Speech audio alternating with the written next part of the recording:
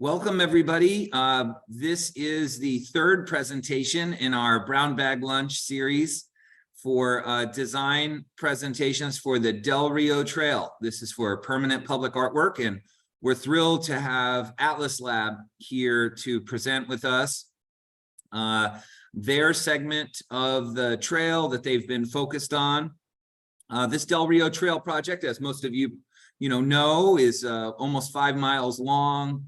Goes all the way from Pocket Road and connects over top of Riverside Boulevard to an existing series of trails along the river. So we're thrilled to be able to add art components to this trail and through kind of the generous support of the state of California and management through our local Department of Transportation, Caltrans.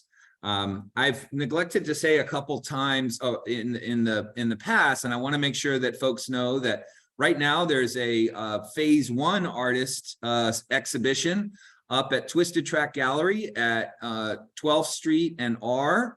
And just encourage everybody, if you haven't had a chance to go by there, there's just about a week left, a little over a week left. There will close on July 29th. So I encourage you to go by. It's open on Fridays, Saturdays, and Sundays. And you can check that out on the website. And that has a number of local artists that have dove into this concept of the Del Rio Trail and all different types of mediums and disciplines. So quite an exciting show, and one that we've been really excited to share with the larger community in Sacramento. Today, we have this great opportunity to hear from Atlas Lab, their design proposal, and these kind of lunchtime discussions are meant to be really an informal opportunity for the artists to present their work and for us to have some discussion, questions, whatever kind of comes to mind that could be helpful for the artist, but also if you're just excited about the work, that would be great too. And we look forward to your continued dialogue. I'll put my email in the chat as well. If you have some comments or thoughts that come to you after the presentation, please feel free. And I don't think I've introduced myself. My name is Donald Gensler. I run our Art in Public Places program with the Office of Arts and Culture. I'm joined today by Diana Rufner, who is in the background helping us with technical support.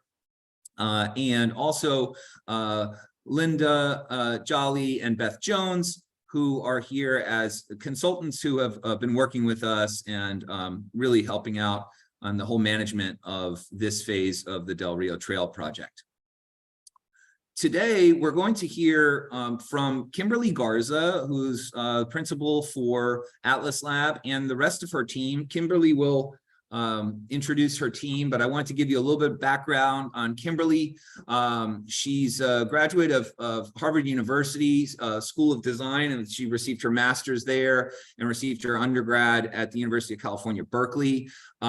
She is the founder and principal at Atlas Lab, has worked in a number of other locations as well, but recently also exhibited at the IcePack Gallery coordinates or IcePack coordinates, and also her recent piece, which you actually see behind her, the Atlas Labs piece at our convention center that they completed a few years back. So we're really thrilled to have Kimberly and Atlas Lab here working with us again, and it has been really interesting for us as a team to see their growth, their conceptual growth in this project, and recognition of kind of aspects of the trail that they really wanted to engage viewers with. So we're thrilled to hear more from Kimberly and the Atlas Lab team. With that, we're going to allow them to present. If you would hold your questions to the end, if you do have questions you want to type in the comment box, that's great. And then we'll have an opportunity to discuss afterwards. We'll have probably about 25 to 30 minutes afterwards to discuss. Kimberly, awesome. It's all yours. Great. Thank you, Donald. And thank you, Linda, Beth, and Donald for your organization and keeping us on track. I really appreciate it. Hi, everyone. Thank you for taking your time to spend your lunch break with us and seeing what we've been dreaming up for the Del Rio Trail project. I am joined by my amazing team, Eric Prince, Brenna Castro Carlson, and David Chikara, who we've all been working together on this proposal. So just to give you a little context, Atlas Lab, we are an artist team. We are local. So we were based in Sacramento, grew up in Sacramento. And so we're really jazzed to have the opportunity to continue our work in Sacramento with this project. As Donald mentioned, I just wanted to highlight quickly some of our work we've been engaged with in the last few years, most recently with the Sacramento Convention Art Project, where the project's entitled California Cathedral, and it's really focused on the trees lost due to the wildfires in this last decade. And so some snapshots of that. Definitely our work is more environmental focused.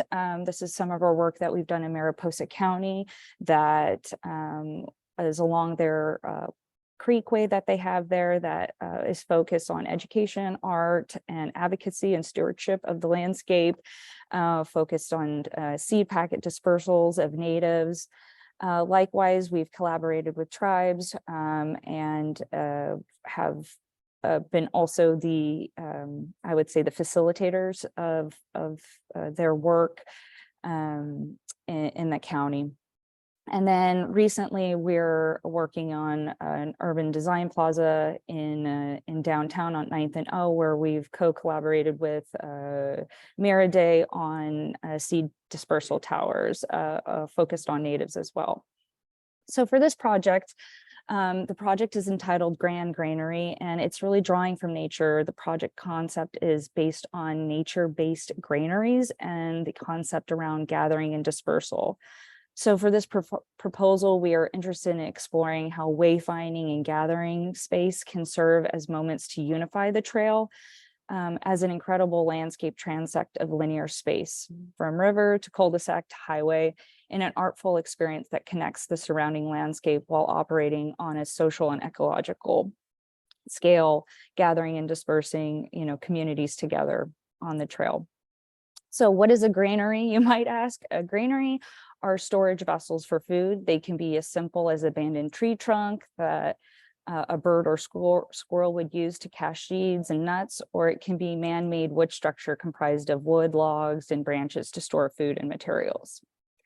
So in nature and over thousands of years here, just as a snapshot of what a granary looks like. And so I think for us in the contemporary world, we're probably used to seeing these silos, these metal silos for storage, but how it starts to look like over the centuries, how they can be made out of mud, made out of plant material, how they're raised off the ground to reduce any kind of animals getting into it, or it could be for dealing with flood or different environmental conditions.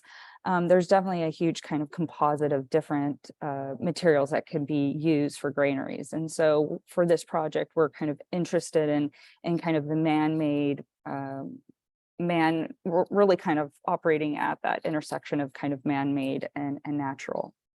And then what does that start to look like on the Del Rio Trail itself? And so here are some shots from the trail about kind of spontaneous kind of collection that animals have been doing on site, paired with kind of how animals are doing this in nature in wood trunks. You could see here where we see a tree trunk here, and you see birds and how they start to nest and start to store seeds and nuts within the trunks themselves. And then how does that happen in the built environment? We were really kind of fascinated with this kind of spontaneous caching that happens in the built environment, and these kind of snapshots of how urbanization has occurred, and how does storing start to unfold into a kind of site objects. What we see here, you see a cell phone tower filled with nuts and seeds, and fire pits. Can they happen in cars? And so we were kind of interested in this kind of nature finds a way. And then again, some further snapshots from the trail itself and kind of those moments where storage has happened on a different level, where dumping has occurred, and how not only just kind of animals kind of contributing to this, but also humans. And so how has the community used it over the last few decades. So with that, we're interested in this project and how we could start to display this kind of process in a more curated expression on the trail. And so we specifically looked at what trees exist. And so we've looked and studied that we have cork oaks. We have really within our section 2 of the trail, and we'll get into a map of it in a moment, but we have amazing set of cork oaks that exist. So beautiful, gigantic cork oaks.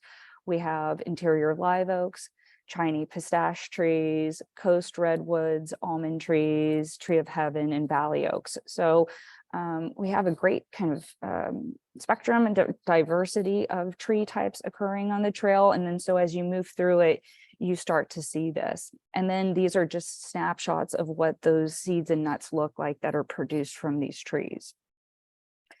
And then likewise, I think it was great to have Michael and Jonathan's presentation yesterday that talked about avian life on the trail and a snapshot of the birds that exist currently, and how these birds are, they're nesting, this process is happening. And so as the trail is getting, prepared and renovated, how does that start to unfold, and how do we start to bridge together again the built environment of this amazing accessible trail now, and then with the wildlife that occurs there.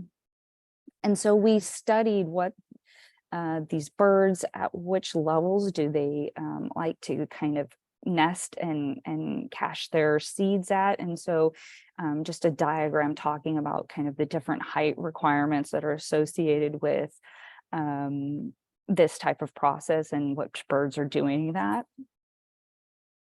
And then just a diagram that talks about the different ways storage can happen. And so there's two kind of types of caching. Also known as storage, happening in nature. And so we have squirrels that will cache the nuts that they find. And so it's this kind of spontaneous scattering of nesting that they're digging up, and they're, hiding these nuts. And then you have the larder cache, which is a focus on, one area that birds or animals are storing the food that they find. And so there's kind of two processes that are happening. And so how does that start to unfold for our physical proposal of the site? And so our proposal is looking at doing 5 vertical different expressions of granaries. And so I kind of want to jump to this one real quick, but what we're looking at is how rather than a series of different wayfinding elements that maybe look different from each other, we wanted to feel very intentional that it's a family. So the grand granaries are a set of 5 vertical elements that have, again, different kind of articulations within the central core of the structure itself. And so currently we're proposing 10-foot tall vertical structures, and that at the center portion of it, and they're roughly approximately 18 inches by 2 feet in total space. So they don't take a huge footprint here, but kind of collectively together they do, but they would then be dispersed along this section too. And so how does that start to unfold? So this is a snapshot of section 2, just to orient you. We're between Southland Park Drive and Fruit Ridge Road. And so our mile stretch, we have identified these particular tree species, and then we have correlated and placed each granary associated with each tree. So they're in close proximity to each one. So again, where we've laid that out is very, very intentional. And so we have these 5 locations. related to 5 trees here. And so each one I'm just walk you through just wanted to walk you through each expression is very different, and again based on this. So this one's kind of looking at that larder approach where you have a kind of single focused kind of storage, or we have just one opening focused, have one opening down in the center of the granary itself. And then versus the kind of more Valley Oak granary that we're calling it, that's focused on more of the kind of echoing the thatched conditions that we've seen historically with different storage components. So we have here kind of more of a vertical thatching at the center of the granary. And then here we have the Coast Redwood has openings, multiple openings associated with it. And again, kind of looking at this bottom right hand image, kind of echoing nature's kind of forms of that kind of caching that we saw in the tree trunks themselves. And then here we have the interior oak acorn. You can see in this top left hand image, kind of the condition where you have multiple smaller holes where storage has occurred, and then kind of what could be the more clarified kind of architectural expression of that. And then lastly, we have the cork oak acorn, where we're looking at more of a kind of triangular openings that would occur. And so with that, we have a view of what that will look like on the trail. Here's a snapshot of this last granary, so of the cork oak granary here. And so what we're envisioning, again, that this is a 10-foot tall structure, which is a pretty tall structure, and kind of understanding our scale and what works, that would be set into the landscape itself. That the top and bottom portions of it are of a weathered kind of steel, hollowed weathered steel material. And then again, the material for the mid portion of the structure itself varies. And so this is kind of still in development. And as we get into design development on this project, we'll kind of really refine that. Initially, we're looking at wood and how we could echo the adjacent wood trees that are in the area, and could we select similar species to be represented and make these articulations into the structures themselves. Paired with it, we like this idea of the potential of having a color component. So as you're moving down the trail, that you start to get this rhythm, and understanding that you're now within a family of structures, and that they're not separate and completely different, and that you say, oh, I saw the yellow one, I saw the blue one, I saw the red one, and that there could be different color components associated with each sculpture. Likewise, we love the idea of always trying to bring education to this kind of condition and the environment. And so what we have done here is we have identified the potential for having a kind of educational plaque that would be at the base near the structure that would speak to this process. So I have one more view and I'll pull up in a moment, but in terms of materials and timeline, again, I've just kind of noted we're thinking about really the use of metal, primarily this kind of weathered steel, to be the primary top and bottom portions of the structures, and then depending on the granary itself, that the mid portion will vary and change. And so we have ideas related to what those materials can be highlighted in this material matrix, but this is something that's still definitely in development. And then paired with that, different ways we can think about signage, and again, creating that more educational component. And again, our goal is if we can work with local organizations and highlighting and creating more of a robust kind of educational component would be our ideal scenario. So things that are still TBD. And then for the timeline, we understand that once August will be focused on the approval and agreement. and that this fall would be dedicated to the design development of the project and doing the concept and refinement of the materials of the project, along with pricing, and then focusing in winter time for the engineering and permit drawings related to the project, and then kicking off no later by the beginning of the year the fabrication and then delivery of the project in May. So with that, that is what we have. And then I'd love also any of our team members, please love to add anything that I forgot, because I covered a lot of information in a short amount of time. Please chime in as well. Terrific. Thank you, Kimberly. That was excellent. And thank you for taking us through that whole process. It's been really wonderful to see that evolution as you guys started to zero in on the greeneries and then the locations. So I really love that. And I love the educational component. It certainly is something that we're looking into for the entire trail, whole series of signage, both additional wayfinding, but also kind of educational signage, historical signage, and things like that. So your concept would fit right in to the larger plans. Any other?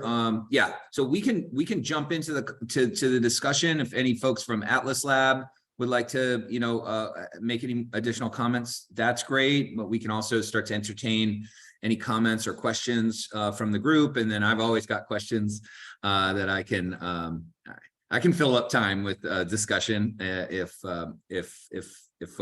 things haven't jumped to people's minds just yet. So with that, let's see. Yeah, I think it's good to maybe leave an image up, but why don't we do this? Let's let's leave the image up until I can. So we got one comment that says, I love the color coordination component. What's the coordination step for this? I imagine that he's referring to what step in the process. But maybe, Kimberly, if you want to address the concept of the color idea, I can talk a little bit about the kind of pragmatic aspects of how we would maybe start to look at that, if it's possible, at least on the asphalt. Yeah. So as noted before, I think what we would like to do is bring to this project, especially with folks riding bikes and going at higher speeds on this trail, bringing this color component to the ground plane to potentially catch your eye and again try to create kind of a visual consistency through this particular section, and bring kind of more of awareness to the sculptures is ideal. I know we can apply asphalt paint to the trail itself, and I think it's more of a question of kind of coordinating clearly with the city and the team on the trail and the improvements, about seeing the possibilities of getting that expressed onto the trail itself. Yeah. Which is a new component we're adding to the sculptures themselves. Yeah, I like that concept. This is the first time I had had submitted some of that a little earlier, but it was the first time I had seen that component, and I do like that. And so we'll work with Public Works. I'll need to talk with traffic engineering, even though this is a pedestrian corridor. Traffic engineering still does look at these types of things, even though we're moving people and bicycles, not cars. So we want to look at whatever kind of federal, state regulations there are, that we're in compliance there. From a pragmatic standpoint, though, acrylic resurfacer and then asphalt, paint that's of an industrial grade that would match the color that you have on the sculpture. I think is a definite possibility, Kimberly, and we'll just work with you on that to see how that develops through the process. Yeah, I would agree. I think there's, these, particularly with asphalt, you can bind a kind of acrylic, surface that is more integral. So it's not like a paint surface that would chip away or fade. So there's some options that we can explore if there's a possibility to kind of integrate that into the asphalt profile with this small layer of a kind of like you sometimes see at tennis courts or other kind of surfaces that have an integral color to them, so they're easy to maintain basically in our level surface. And that's exactly right, Eric, is that it would need to be a kind of a sport court type paint, something like that, to make sure we wouldn't have to be kind of repainting it every year. But while we are trying to minimize maintenance, because the state unfortunately does not provide us any money for maintenance, so we will be utilizing our funds, our existing funds, to make sure to maintain. And I've worked with all the artists to try to keep maintenance to a minimum. I think that this is definitely doable for us as we move forward. But anyway, I'll continue to work with you all on that, and we'll allow that to develop. But I like it as a component. Honestly, I think it's an interesting way of just kind of creating an area of notice for what's happening there off to the edges. That's great. Any other questions? You can just start. Beth, your hand is up, but I can't necessarily see it. So please just and if the other people have questions, you can use the raise your hand function or just kind of start talking and we'll go from there. Beth? I just, I really like the repetitiveness of it, because I always kind of respond to that and in art, but also, kind of according to the whole wayfinding idea, and all artists have kind of approached that very differently, but this really is wayfinding, I feel, because there is such a, consecutive kind of feeling to it going down the trail. And I think that the color on the asphalt really, magnifies that, makes it more strong. One question I was going to have on that previous image of one of the pieces, that one, what is the material in the middle? We're considering different materials like rebar and steel rod to kind of create this thatching. We're still exploring that, and we'll kind of approach that in the next few months. Yeah, and I do like the idea that it's a kind of visual demonstration of the granary. It's not creating a space for storage. Is that correct, David? Is that a correct? Yes, that's correct. Yeah. And so we are trying to create visual representations of what granaries have been in nature in the past and kind of abstracting that into these forms. That's great. Yeah, thanks. Yeah, and we appreciate that too, because it's an additional maintenance concern if we're having to kind of clean things out for a while. Although you never know, like you all said, I mean, sometimes nature kind of does what it's going to do, and so we may find ourselves doing that to some degree anyway. But I love that concept, and I think that that's also why some additional educational signage will be just really wonderful for people to learn about it and really connect with all those different parts. Yeah, no, I don't. Yeah, to the comment, I don't think it is creating a granary. Again, that's I think what David was alluding to. It's more of a kind of visual representation of that. We're creating art, right? Or you're all this artist is creating art, so that's what we're focused on. If it has, if it has an actual kind of practical. Some artists have dove into that aspect of it a little bit, like we saw yesterday with Singer Studio, but that's certainly not a goal for us. We're really trying to use this as an opportunity for art and culture to just spur conversations and different interpretations. For me, that, really interesting art does that. It has different levels of interpretation. And hopefully we'll just give people some additional pause on the trail if they're interested. They might just bike by, but then there might be other times where they want to be more contemplative and learn a little bit about it. So I think it's wonderful that creates a little bit of both of those opportunities. Great. Any other questions or comments? I think this has been very valuable discussion for us. Here's some additional comments. We'll go ahead and see what we can do. Yeah, so just reiterating that the city can work with us on the pavement treatment. Yeah, and with the understanding that we may need to at times pave over that if but our office would handle the kind of reapplication of that. We do that regularly also with artists, so we'd be back in touch with Atlas Lab on that. So yeah, okay, well, I think what's really nice is that, and I have to say that you wouldn't all know this, but, as a city division, it's actually really great for me to have the opportunity to work with other divisions and departments. And I just feel like as a city, I'm just so excited to see these different collaborations and partnerships between divisions. And you all may not know this, but we don't always, communicate on all projects, which, there's too much going on.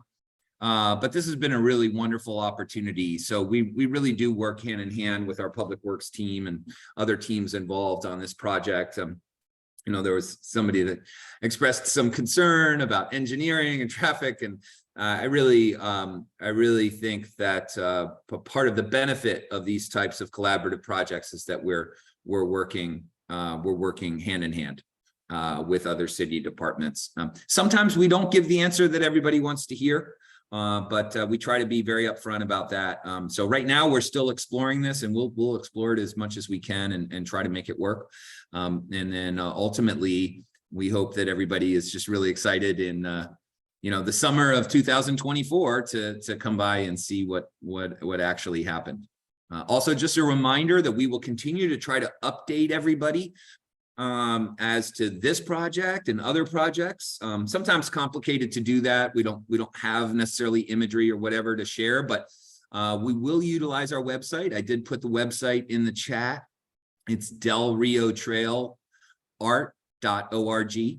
So if you haven't looked at that website, I really encourage you to do so. There's some really wonderful work, especially from our phase 1 artists right now, that is going up as additional information.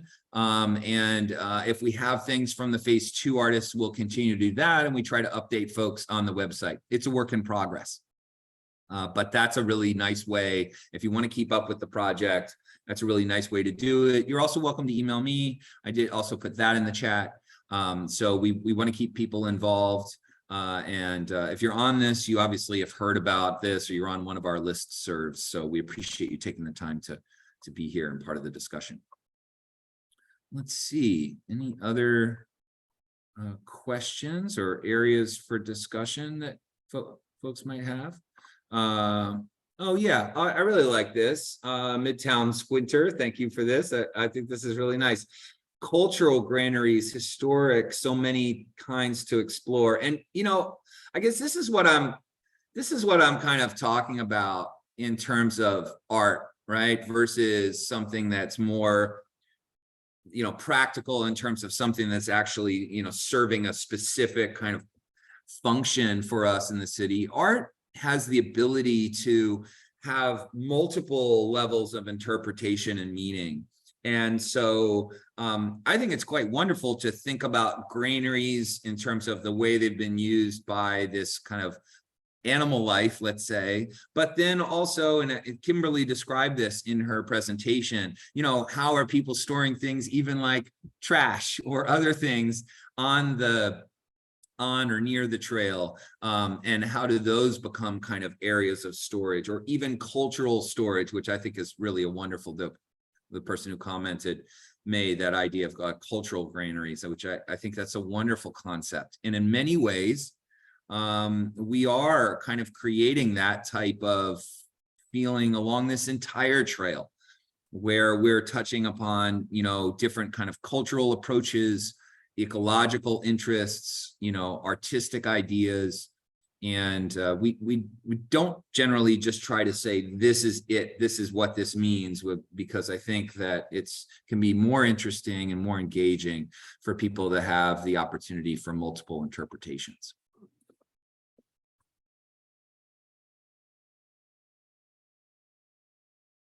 right, wonderful.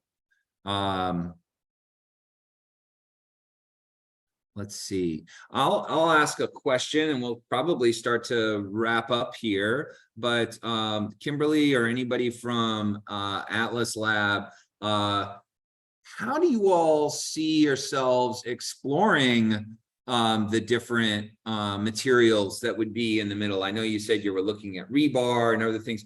Do you see yourselves making kind of small maybe kind of studies or models? Or I'm just interested to know how you go about that. Do you kind of physically work with materials, or do you tend to develop things in a kind of a 3D rendering program? Be interested to know what your creative process is like there.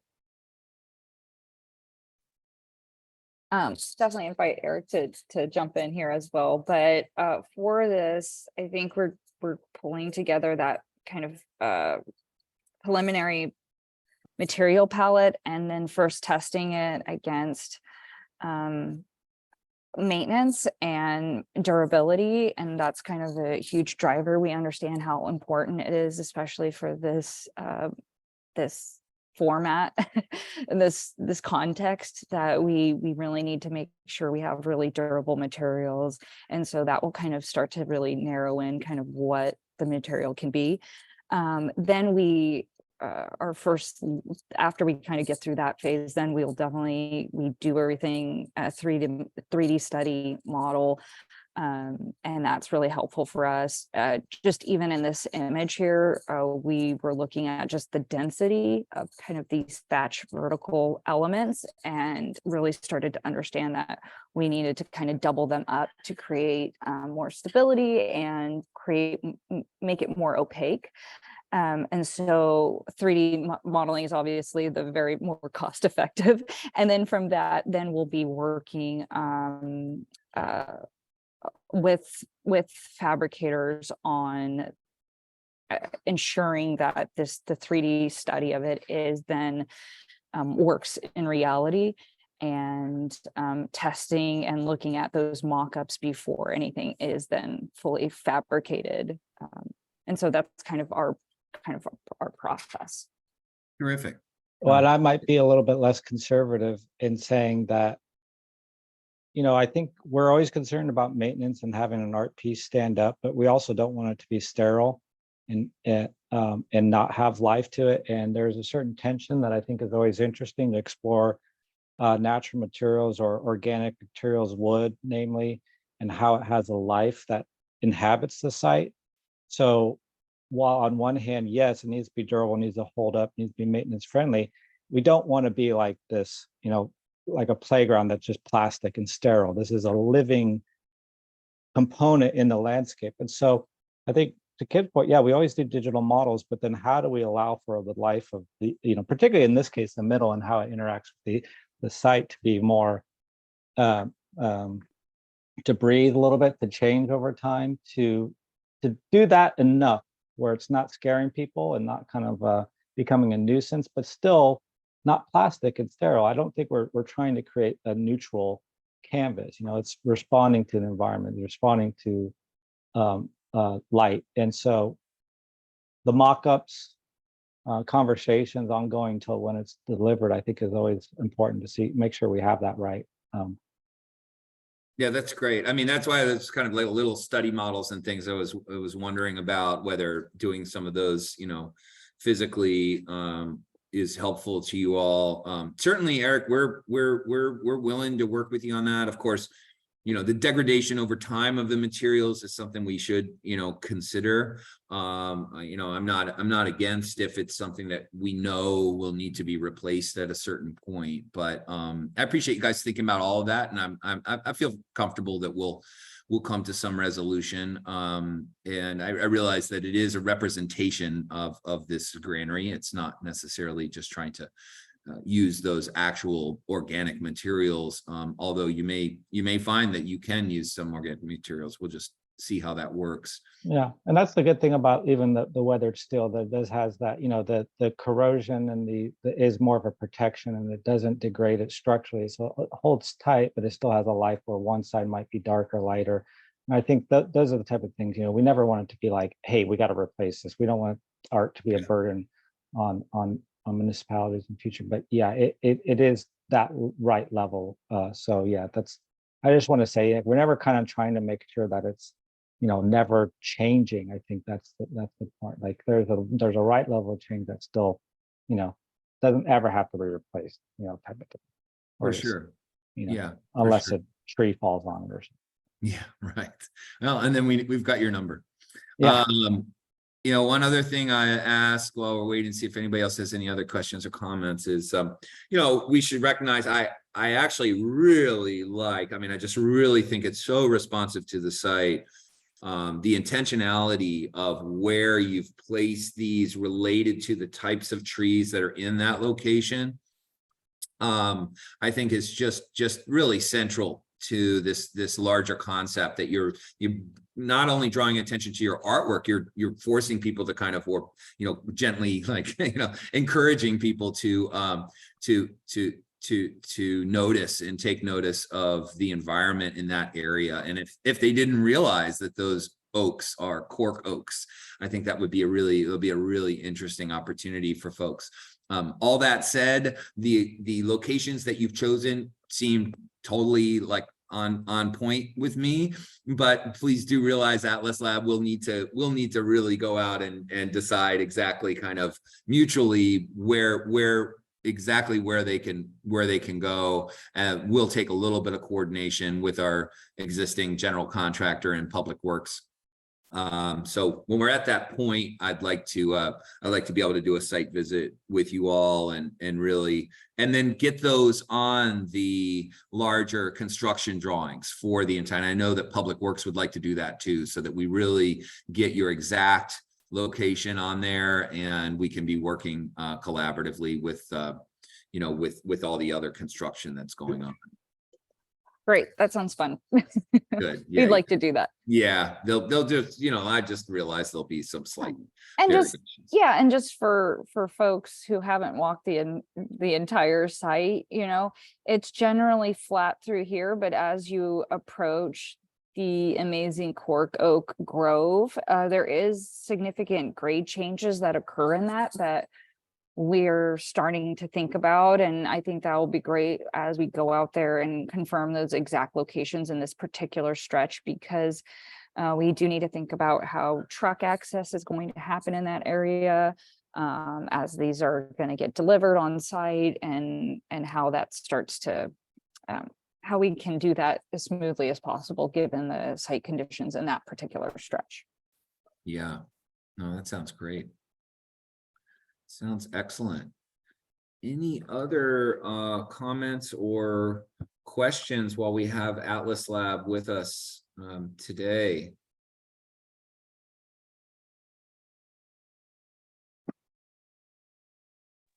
I just want to say I also love the concept. I love the thought that you put into it, and I love that they're related to the trees, because I think it speaks to our history in terms of how we navigated. In other words, talking about let's meet at the oak tree, let's meet at the almond tree. And I think that these will help us sort of reconnect with that kind of, determining of meeting places. So we might say, let's meet at the yellow oak work of art, or whatever colors associated with it. I think it's going to really make it easy for people to start using the trail as a meeting place as well. Yay. Absolutely. And it has been really fascinating to see, also working with all these different artists, the different interpretations of wayfinding and how that can be explored. But also, even when, like we had meant, like I think Kimberly mentioned in her presentation, Singer Studio ended up looking at, pathways of bird migration and things like that. So there's these nice little kind of connections between some of the different projects, but they're also so different, and really just exploring all of these different possibilities along the trail, which is really great to see. And if I haven't said it before, my hope is that the trail just becomes well, I know I've said it before, but not today necessarily, that becomes a real destination spot potentially for Sacramento. That, when you're going out deciding what to do on a weekend, you're like, all right, let's go to the zoo and then let's do the Del Rio Trail ride, that it literally becomes part of people's interest in both exercising, exploring the trail for that reason, for commuting, but also just to enjoy that space. And I think this artwork will go a long way to doing that. Joe says it's already active now. It is absolutely active. You're right, Joe. And the trail is absolutely has been active for a number of years. But I think that when all of this comes together, and a lot of the kind of conversations we've been having lately about signage related to history of the trail and the rail line and all of that, it makes me really excited for Sacramento. So thrilled to be on this journey with everybody. I'm going to yes, absolutely, adding to our cultural landscape for sure. I'm gonna wrap it up there unless anybody has any additional comments or questions. I think this has been just an excellent presentation and opportunity for us to see Atlas Lab. Yeah, snaps from Beth over there. Again, it's great to see how artists have approached this work in different ways. And really brought a lot of sensitivity to their design. So thank you all for that. Just to everybody else, this will be posted on YouTube in the next few days. We look forward to to our next presentation, which will be this Friday, tomorrow. And there is going to be Gerald Heffernan, who will be presenting actually another segment on the trail near Charlie Jensen, or right around Charlie Jensen Park. So if you are around that area and interested, please come join us for that presentation. But for today, I want to thank all of you for participating and being part of this. I want to thank Atlas Lab and for being here and making a really wonderful presentation, and for our team in the Office of Arts and Culture. Take care, everybody, and we'll see you on the trail.